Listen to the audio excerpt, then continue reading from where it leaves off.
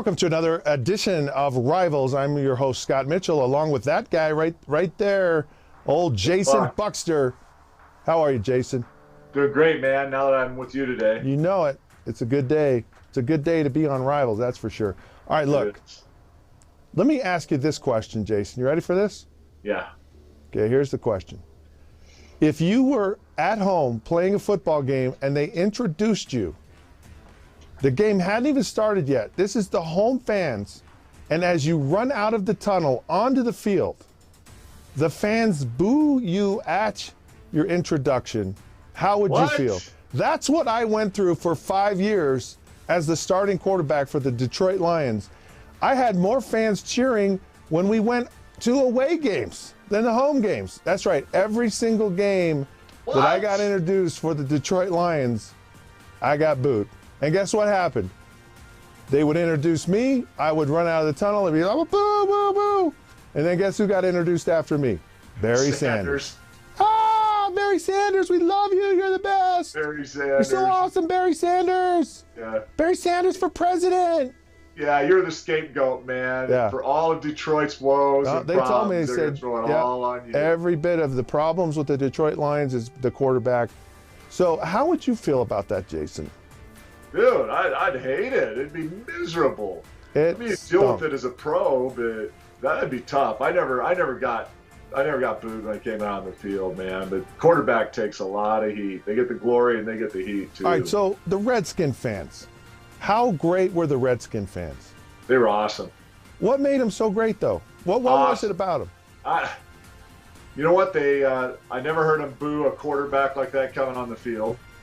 Of course, we had great teams there, but even that third year when Gibbs had retired and we had a bunch of injuries and went like 4-12, they never did that.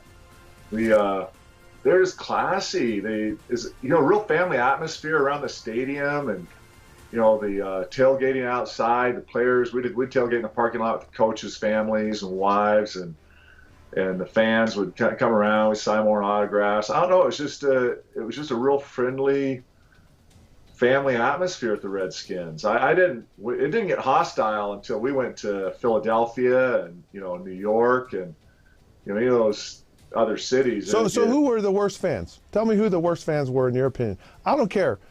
Little League fans, like parents, college fans, professional fans. Who are the worst fans in all of sports? In your opinion? There's some really bad parents after coaching Little League. Isn't that the truth, though? Family for 20 years. There's some bad ones. There's some really bad ones.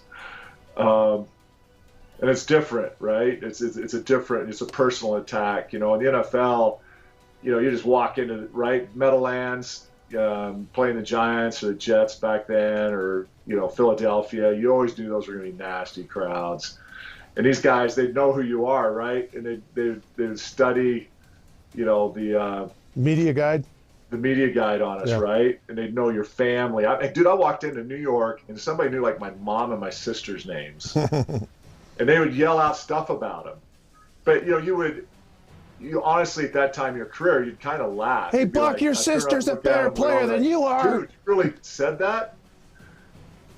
But it was New York and Philly was fun. I mean, they were fun. I mean, it was abusive. I hated the Philadelphia throwing Eagle stuff at fans. us, right? You'd come out and little. Paper cups would be hitting you and stuff, or Cleveland, the dog bones would be hitting you.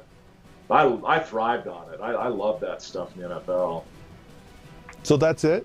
They're just the New York Giants and the Philadelphia Eagle fans and a couple of dog biscuits from Cleveland? That's all you got? Well, you got a little worried. You got a little worried playing at the Coliseum in L.A. when you pulled up and all the gangbangers were around the buses in their jackets, and it was all Bloods and Crips and everything. But as far as just abuse, Pittsburgh, when I was at Cincinnati, Pittsburgh, Cleveland would really abuse us, both places. The Redskins, Dallas didn't abuse us as bad as Philadelphia and New York. There's always contentious. You always have some people on the sidelines. These guys would mortgage their houses, right? I mean, they'd drink for 2 days before the game started. All right, NFL it's crazy. So here's my worst fans ever. When I played for the Miami Dolphins, the Buffalo Bills fans would stand in unison, all 70,000 as our buses drove into the stadium, and give us a one finger salute as we arrived, and then they were just ruthless to us the whole game. So Buffalo Bills fans versus the Miami Dolphins, and it was the Miami Dolphins. It wasn't just the fan. It was they hated the Miami Dolphins because I went and played there on other teams, and they could care less. All right, this episode of Rivals is now over. No, it's not. It's all over. Yes, it is. Okay, I had one more really good story. We're going to save it for another day.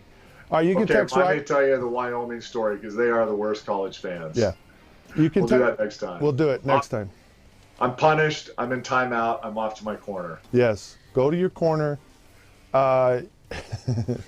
You can text Rivals to 65537. You can go to those social sites and like us, and you can get on your phone.